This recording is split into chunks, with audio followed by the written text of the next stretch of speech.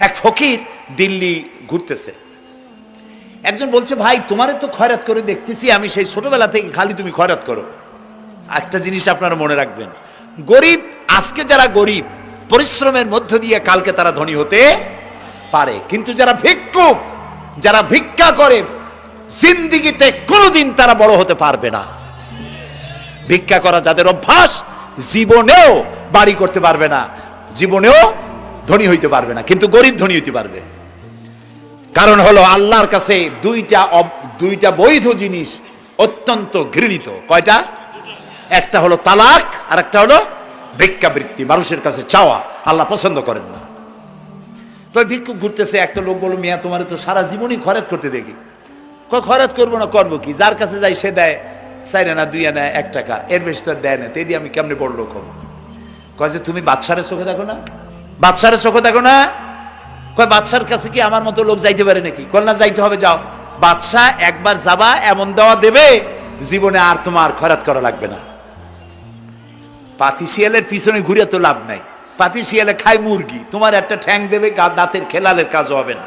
বাঘের পিছনে ঘোরো, বাঘে খায় গরু আর হরিণ, একটা রান দিলে তুমি 1 সপ্তাহ খাইতে পারবে। তো বলছে বাদশার কাছে যাও। তো বাদশারে পাবো কই? কই তো দেখলাম কেবল মসজিদে ঢুকলো। তারপরে ফকির গিয়ে দাঁড়ায় আছে বারান্দায়, দেখে যে উনি বাদশা ভেতরে বসে হাত তুলে আছে ভাবে, আর চোখ দিয়ে পানি পড়ে দাড়ি ভিজে ভিজে পড়তেছে। নামাজ শেষ করে, মোনাজাত শেষ করে বাদশা বেরিয়েছেন। কোন বাদশা? শাহজাহান। বাইরে আসার পর ফকির বলল, আসসালামু আলাইকুম বলে ফকির রওনা করছে। বাদশা বলে, দাঁড়াও, তুমি যে রওনা করলা, তোমার তো ভিক্ষুক মনে হয়, আর লোকেরা যারা ভিক্ষুক না তারাও তো আমার কাছে চায়, আর তুমি তো ভিক্ষুক, চাইলে না কেন কিছু? ভিক্ষুক বলে, জাহাপানা, আমি কিছু চাইতেই এসেছিলাম আপনার কাছে, কিন্তু আপনার করুণ অবস্থা দেখে আমার জ্ঞানের চোখ খুলে গিয়েছে। আমি দেখতে পেলাম আমি যার কাছে চাইতে এসেছি, আমি তো কান্দি না, হাতও পাতি নাই। যার কাছে চাইতে আসতাম দিল্লির সম্রাট, আবার কোন সম্রাটের কাছে হাত পেতে ভিক্ষুকের মতো কি জানি চায়, আর চোখ দিয়া পানি পড়ে দাড়ি ভিজে ভিজে পড়ছে। আমার জ্ঞানের চোখ খুলে গেছে, দুনিয়ার বাদশার কাছে আর চাইবো না। বাদশা কান্দে যে বাদশার কাছে, তার কাছেই চাইবো। প্রিয় ভাই সব, এই জন্যে জিহ্ন সাফ করে ফেলুন।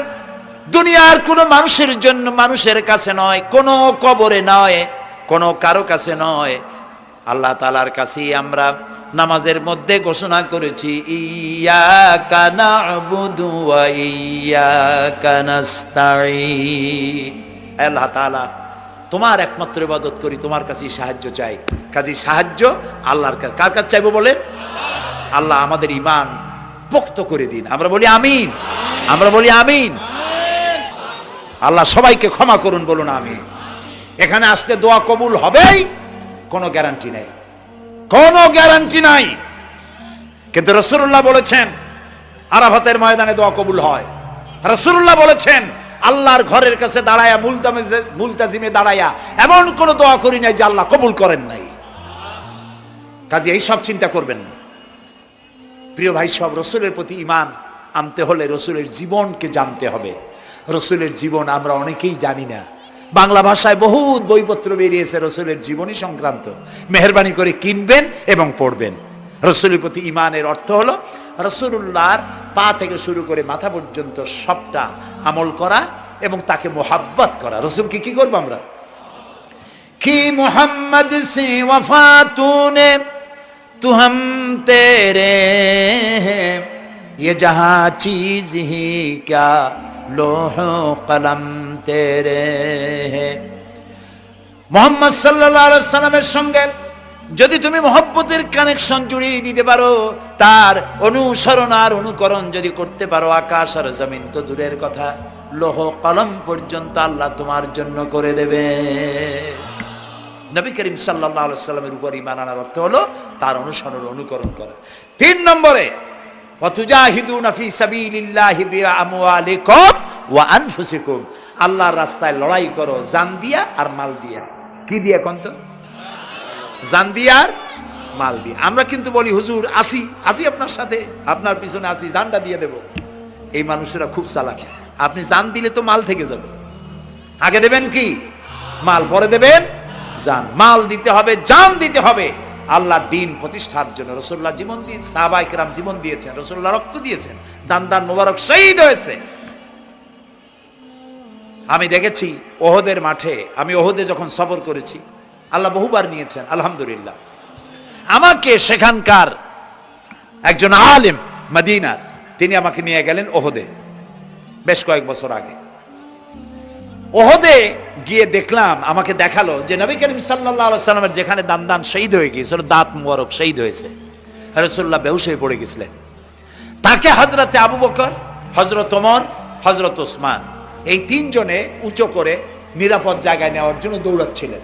পাহাড়ের উপরে যখন উঠতেছিলেন, ওই তিনজন রাসূলকে খাড়ে করে নিয়ে উঠতেছেন। পাহাড় তখন কাঁপতেছিল, পাহাড় কাঁপতেছে, এত বড় কাঁপন উঠেছে পাহাড়ের। পাহাড় সেই এলাকা থেকে কাগজ কাটলে, কেচি দিয়ে কাগজ কাটলে যেমন রেজা রেজা হয়ে যায়, আমার নিজের চোখে আমি দেখলাম। তিনি আমাকে দেখালেন এই সেই এলাকা যেখানে রাসূলকে উঠানো হয়েছিল। পাহাড় আল্লাহর ভয়তে কাঁপতেছিল তরতর করে। সেই উঁচা জায়গা, একটা বিশ্রামের মতো জায়গা পাহাড়ের মধ্যে, সেইখানে তাকে নিয়ে যখন রাসূলকে যখন শোয়ানো হচ্ছিল, পাহাড় কাঁপতেছে। নবী করিম সাল্লাল্লাহু আলাইহি সাল্লাম তখন বলছেন, উসবুতি ইয়া জিবাল, উসবুতি ইয়া জিবাল, ইন্নাকা আলাইয়া নবিয়ান ওয়াস সিদ্দিকিন ওয়াস শাহীদাইন।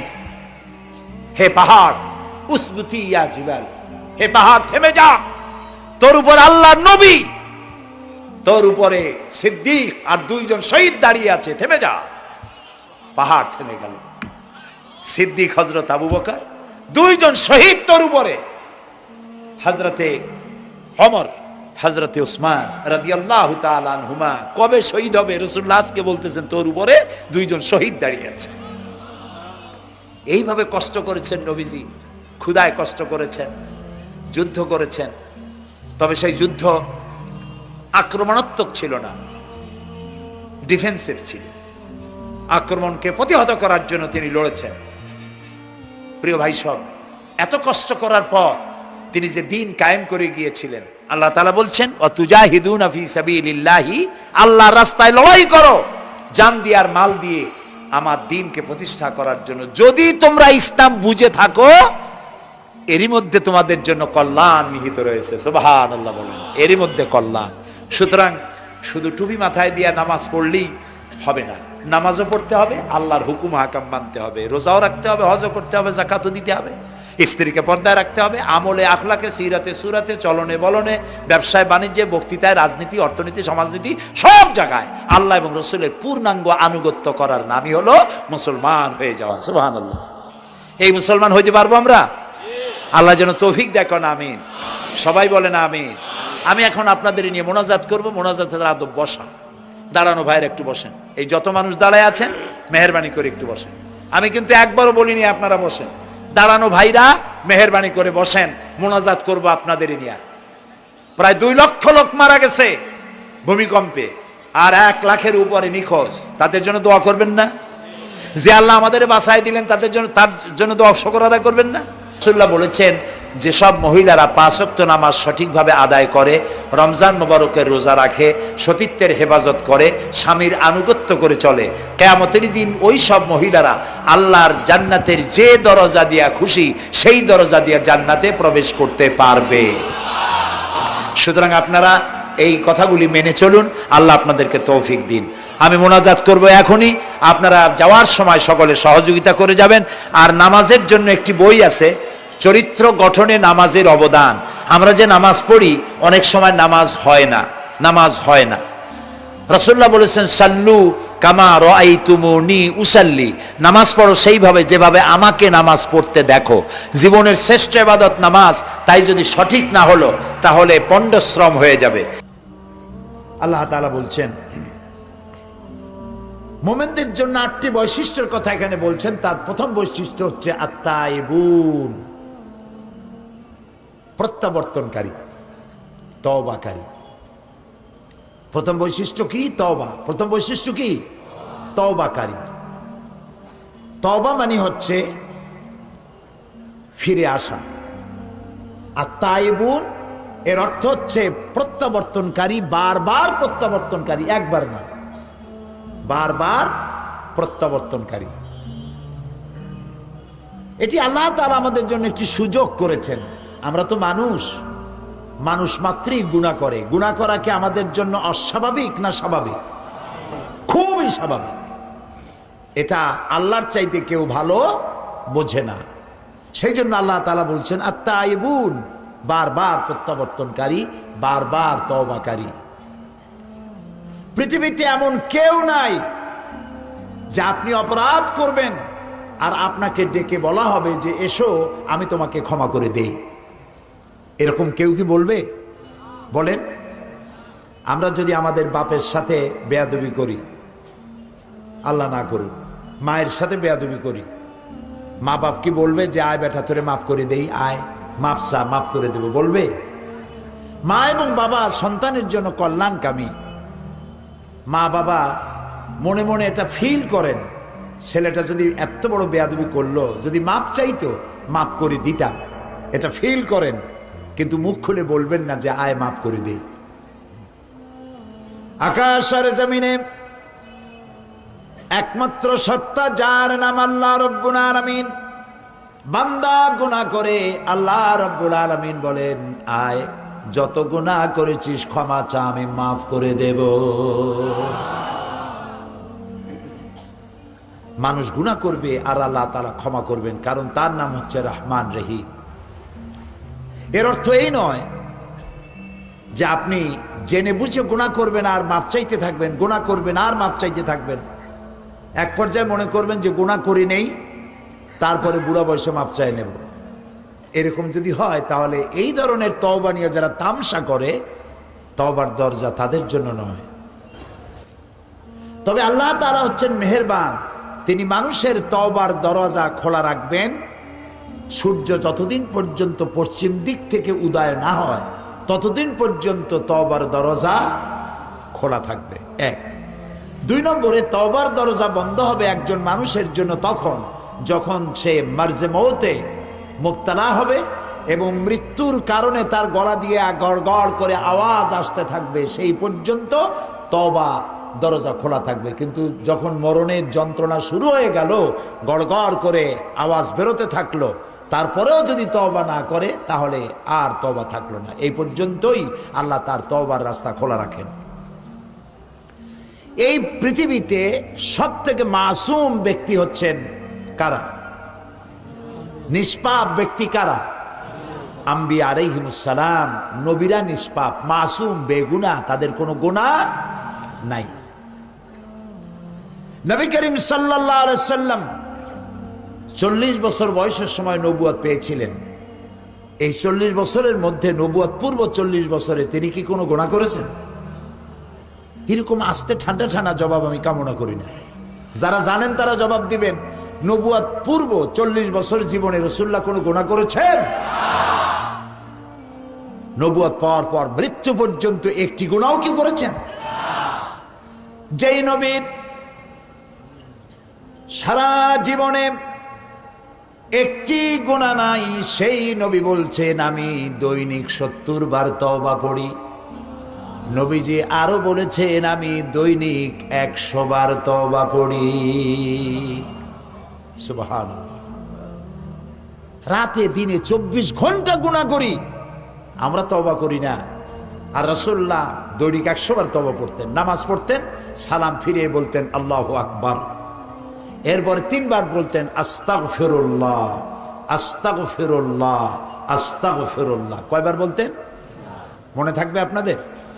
আজকের এশার নামাজের থেকে আমল করবেন। ইমাম যখনই সালাম ফিরাবে আপনি কি বলবেন? আল্লাহু আকবার বলেন সবাই। তারপরে 3 বার কি বলবেন?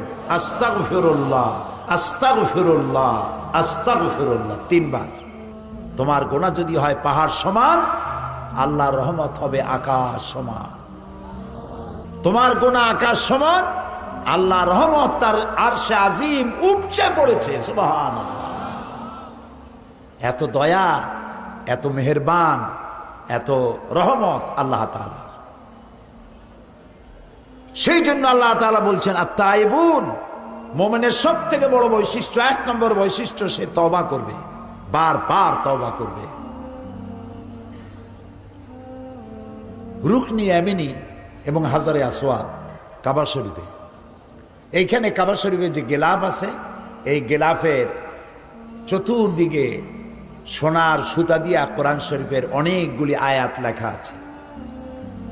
রুকনি ইয়ামিনী থেকে হাজারে আসওয়াদ এই অংশে অনেকগুলি আয়াত আছে, তার মধ্যে একটি আয়াত আছে মাঝখানে লেখা। এমন জায়গায় এই আয়াতটি উৎকীর্ণ করা হয়েছে। এখানে যে আয়াতটি লেখা আছে, আল্লাহ রাব্বুল আলামিনের কোরআনের আয়াত লেখা হলো ওয়া ইন্নী লাগাফফারুন লিমান তাবা ওয়া আমানা ওয়া আমিলা সালিহান সুম্মা ইহতাদা। ওয়া ইন্নী লাগাফফারুন, আমি অবশ্যই ক্ষমাশীল। সুবহানাল্লাহ। কে বলতেছেন? আল্লাহ তাআলা। আমি অবশ্যই ক্ষমাশীল, দয়াবান। কাদের জন্য? লিমান তাবা, যে ব্যক্তি তওবা করলো, ঈমান আনলো এবং নেক কাজ করলো, নেক আমল করলো, সুম্মা ইহতাদা, এবং এরপরে সেই নেক আমলের উপরে টিকে থাকলো, হেদায়েতের উপরে টিকে থাকলো, আমি তার জন্য ক্ষমাশীল। আল্লাহর ক্ষমা তার বান্দাদের জন্য বিশাল মেঘের মতো ছায়া দিয়ে আছে আমাদেরকে। হযরত ওমর ফারুক রাদিয়াল্লাহু তাআলা আনহু একবার হেঁটে যাচ্ছিলেন অন্ধকার রাতে, পেছনে কিছু সাহাবীরা হাঁটতেছিলেন। এমন সময় চলতে চলতে তিনি জিজ্ঞেস করছেন, আচ্ছা তোমাদের মধ্যে এমন কি কেউ আছো যিনি বলতে পারো যে কোরআনে কারীমের মধ্যে মুমিনের জন্য হতাশাব্যঞ্জক কোনো আয়াত আছে নাকি? একজন চট করে জবাব দিলেন, আছে। কি সেই আয়াত মুমিনের জন্য হতাশাব্যঞ্জক? পেছনে যিনি জবাব দিচ্ছিলেন তিনি বললেন, ফামান ইয়ামাল মিসকালা যাররাতিন খায়রান ইয়ারা ওয়া মান ইয়ামাল মিসকালা যাররাতিন শাররান ইয়ারা। পৃথিবীতে যে ছোট্ট একটি নেকির কাজ করবে, ভালো কাজ করবে, সরিষা পরিমাণ নেকির কাজ করলে সেটা দেখতে পাবে, আর সরিষা পরিমাণ গুনার কাজও যদি কেউ করে তাও সে কিয়ামতে দেখতে পাবে। এটা মুমিনের জন্য হতাশাব্যঞ্জক আয়াত। ছোট্ট ছোট্ট গুনাহও দেখতে পাবে। হযরত আবু সাঈদ খুদরি রাদিয়াল্লাহু তাআলা আনহু তিনি প্রশ্ন করেছিলেন, হে রাসূল, এই আয়াত নাজিল হওয়ার পর তিনি বলেছিলেন, হে রাসূল, আমি কি আমার ছোট্ট বড় সব ছোট ছোট গুনাহগুলিও দেখব? রাসূলুল্লাহ বললেন, হ্যাঁ দেখতে পাবে। হযরত আবু সাঈদ খুদরি রাদিয়াল্লাহু তাআলা আনহু শিশুর মতো ডুকরে কেঁদে উঠলেন, তাহলে তো আমি শেষ হয়ে যাব, আর একবার মরে যাব, আমার সব গুনাহ যদি আমি কিয়ামতে দেখি। হযরত ওমর কাঁদতেছিলেন। কিছুক্ষণ পর জিজ্ঞেস করেন, আচ্ছা কোরআনের মধ্যে মুমিনের জন্য আশাব্যঞ্জক কোন আয়াত কি আছে? পেছন থেকে জবাব এলো, আছে। কি? তিনি জবাবে বললেন, কুল ইয়া ইবাদিয়াল্লাযীনা আসরাফু আলা আনফুসিহিম লা তাকনাতু মির রাহমাতিল্লাহ ইন্নাল্লাহা ইয়াগফিরুয যুনুবা জামিআ।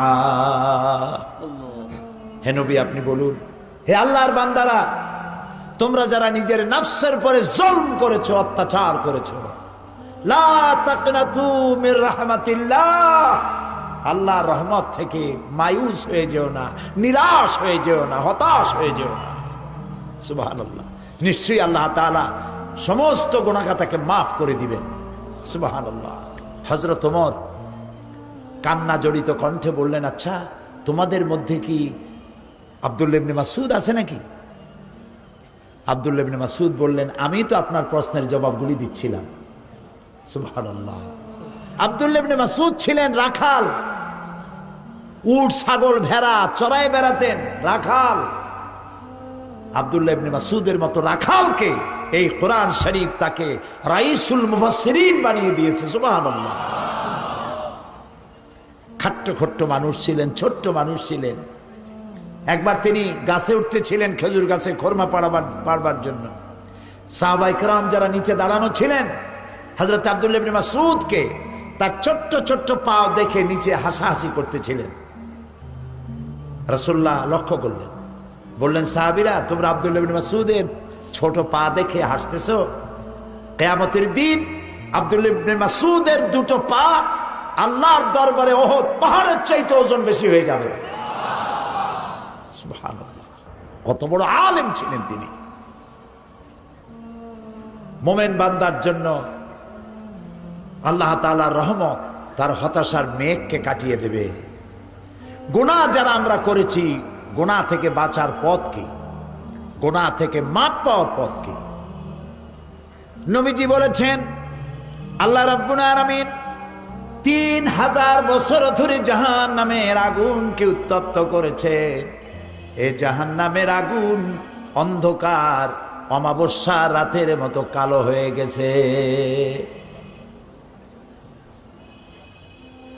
এই জাহান্নামের আগুন যদি পৃথিবীর সব সমুদ্রের মহাসমুদ্রের পানি যদি ঢেলে দেওয়া হয়, জাহান্নামের আগুন নিভবে না।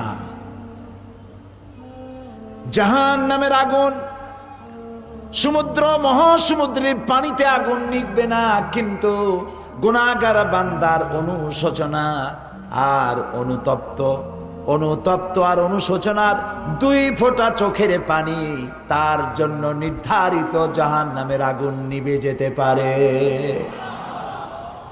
বান্দা যখন গভীর রাত্রি আরামের ঘুমকে হারাম করে তাহাজ্জুদের নামাজ পড়ে আল্লাহর দরবারে হাত তুলে যদি কান্দে, রব্বুল আলামিন শয়তানের ওয়াসওয়াসায় পড়ে গুনাহ করেছি, মাফ করে দাও। নবীজি বলেন, চোখের পানি নাকের অর্ধেক আসতে না আসতে আল্লাহ রব্বুল আলামিন তার এই ক্রন্দনরত বান্দাকে মাফ করে দে। সুবহানাল্লাহ, সুবহানাল্লাহ। আল্লাহ তাআলা অসীম রহমতের মালিক। এই পৃথিবীর বাজার ঘাট, অফিস আদালত সন্ধ্যা আসতে থাকে, দিনের বেলায় চলতে থাকে, আসর হতে থাকে, আর সব একটা একটা করে বন্ধ হতে থাকে। আর আল্লাহর অফিসের অবস্থা ভিন্ন। দুনিয়ার রাত যত বাড়তে থাকে, অফিস আদালত দোকানপাট সব বন্ধ হতে থাকে। আর আল্লাহ তাআলার অফিসের অবস্থা ভিন্ন। রাত যত গভীর থেকে গভীরতর হতে থাকে, আল্লাহ তাআলার রহমতের অফিসগুলি তত কর্মচঞ্চল হয়ে ওঠে। সুবহানাল্লাহ, আল্লাহু আকবার, আল্লাহু আকবার। আল্লাহ তাআলা আরশে আজিম থেকে প্রথম আকাশে আসেন। কি দয়া তার! প্রথম আকাশে আসেন আর বলতে থাকেন, কে আছো, কে আছো গুনাহ করে জীবনটাকে বরবাদ করে দিয়েছো, আমাকে বলো, মাফ করে দেব। সুবহানাল্লাহ, মাফ করে দেব। বান্দা যখন গভীর রাত্রে কাঁদতে থাকে, তাহাজ্জুদের নামাজ পড়ে দেখবেন, এর চাইতে মজার কিছু নাই পৃথিবীতে।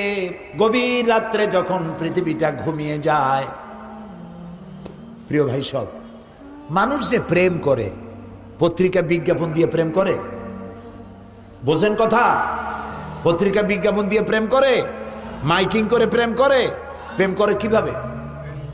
গোপনে, গোপনে। মোমেন ব্যক্তি প্রেম করবে কার সাথে? ঢাকঢোল পিটায় করা যাবে না। আল্লাহ তাআলা বলছেন, প্রেম করার জন্য আমি একটা নির্জন পরিবেশ তৈরি করে দেই। দিনের কোলাহল শেষ হয়ে গেল, সূর্য অস্তমিত হয়ে গেল, রাতের একটি কালো চাদর দিয়ে দুনিয়াটাকে ঢেকে দিলাম। এখন তুমি জাগ্রত হও, একটু ঘুমাও, একটু ঘুমাও, তারপরে জাগ্রত হও, ওযু করো, জানামাজে দাঁড়িয়ে যাও। বান্দা যখন গভীর রাত্রি নির্জন পরিবেশে ওযু করে সিজদায় যখন চলে যায়, লম্বা লম্বা সিজদা দিয়া চোখের পানি ফালায়, দেখেন কি মজা। নামাজ পড়ে যায় নামাজে বসে ডাকতে থাকুন, ইয়া আল্লাহু ইয়া রহমানু ইয়া রহিমু ইয়া হাইয়ু ইয়া কাইয়ুম। পড়েন সাথে আমার সাথে, ইয়া আল্লাহু ইয়া রহমানু ইয়া রহিমু ইয়া হাইয়ু ইয়া কাইয়ুম, ইয়া আল্লাহু, ইয়া রহমানু, ইয়া রহিমু, ইয়া হাইয়ু, ইয়া কাইয়ুম। গভীর রাত্রে সবাই যখন ঘুমানো, আপনি এভাবে নরম করে একটু একটু করে সুন্দর করে আল্লাহর পবিত্র নাম ডাকতে থাকুন, চোখ দিয়া পানি পড়তে থাকবে। আল্লাহ রাব্বুল আলামিন ফেরেশতারে ডেকে বলেন, ফেরেশতা দেখ আমার বান্দা কান্দে কেন? ফেরেশতারা বলে, রব্বুল আলামিন তুমি তো জানো। আল্লাহ বলেন, হ্যাঁ জানি, তোমাদের মুখ থেকে শুনতে চাই, বলো কান্দে কেন? ফেরেশতারা বলে, রব্বুল আলামিন তোমার বান্দারা গুনাহ করেছে, জাহান্নামের ভয়তে ওরা কান্দে। আল্লাহ জিজ্ঞেস করেন, আমার ফেরেশতারা আমার এই বান্দারা কি দোজখ দেখেছে নাকি? কয় না, দোজখ দেখে নাই। আমারে দেখছে নাকি? কয় আল্লাহ আপনার জাতের কসম আপনারে দেখে নাই। বেহেশত দেখেছে নাকি? বলে না, বেহেশত দেখে নাই। আল্লাহ বলেন, ও আমার ফেরেশতারা সাক্ষী থাকো, ওরা আমার বেহেশত দেখে নাই, দোজখ দেখে নাই, আমারে দেখে নাই। শুধুমাত্র আমার নবীর কথা, আমার কোরআনের কথা বিশ্বাস করে আরামের ঘুমকে হারাম করে যেভাবে কাঁদতেছে লক্ষ্য করে দেখো, আমার রহমতের দরিয়ায় জোশ মেরে গেছে। তোমরা সাক্ষী থাকো, আমার এই ক্রন্দনরত বান্দার বান্দিগুলি আমি আল্লাহ মাফ করে দিলাম। সুবহানাল্লাহ।